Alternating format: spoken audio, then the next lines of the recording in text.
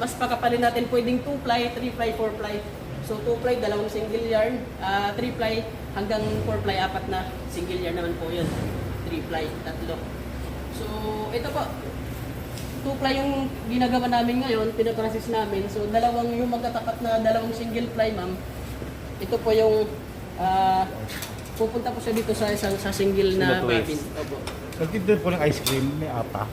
Dito po natin, sir, ito pa yung mga paper cones natin. Paper cone, Ito pa yan. yung mga paper cones natin. So dito natin tinatransfer yung na-produce natin na mga Yan na yung yarns. final, ano, di ba? Ang final po natin, kasi ito ma'am, para sa mga single yarn, ito po. Single. Doon po natin yun na-wind sa ating winding machine na yun, yung kulay green. Oo. And then yung 2 ply naman po, yung twisted, is dito po natin win-wind. So ito po yung sample namin. Ito po ay cotton pineapple, ma'am, sir, no? Ito po. O, di ba? So twisted na po siya, 2 ply. Ano na siya, Kaya oh. mahal ang barong na ano. Oo. So ang nilalaman nito, sir, ma'am, ay nasa 1 kilo na, pero hanggang 1.5 pwede rin po. 1.5 kilograms. 1.5 kilos yan. So ayun po, ito na po yung ang pagta-transfer naman po. Dito So ang winding naman po, ililipat lang po natin. Parang nagtatahi lang sa makina, ah. Ililipat na po natin yung mga yarns na nasa ating mga bobbins papunta dito sa ating mga paper cones.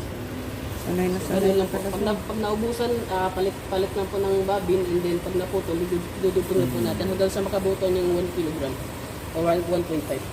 Tapos, ay, dito. Kabila na lang. Sige ma'am, pwede nating tingnan yung testing para. Maano to, no? May... Ito po ma'am. Itong bobbin na to, ay dito po galing sa dalawang single yarn yan. Para maging double. Opo ma'am, twisted na po. ganun. So, mas matibay na to ma'am. Pwede isa sa mga press mat, mga table runners, mga bags, sa mga sapatos. Pwede rin po siya.